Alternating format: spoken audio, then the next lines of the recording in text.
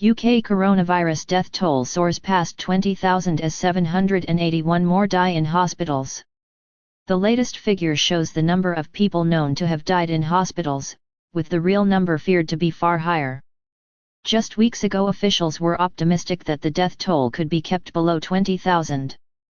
The latest figures from England, Wales, and Scotland bring the number of lives lost to the disease to 20,287.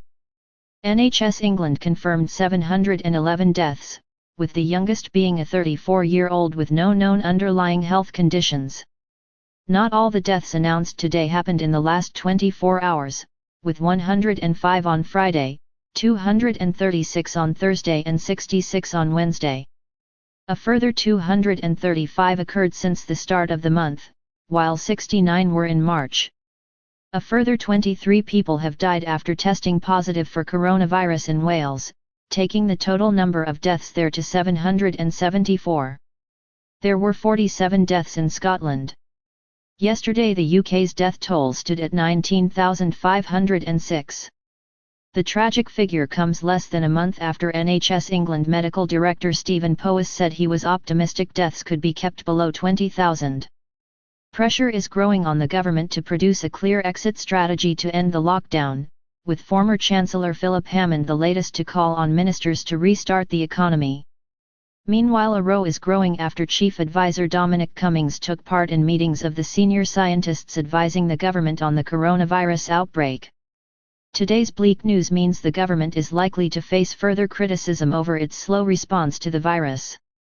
The UK imposed lockdown over a week after many of its European neighbours, which some have blamed on the country having the fifth highest death toll worldwide.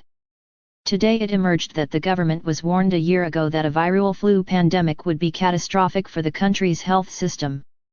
A leaked cabinet briefing urged officials to begin stockpiling PPE and draw up plans for disease surveillance and contact tracing to better prepare the health system for a coronavirus-style outbreak.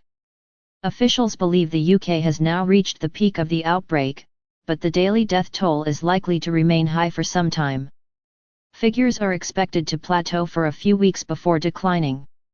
When they do decline, this will be at a much slower rate than when they began to accelerate.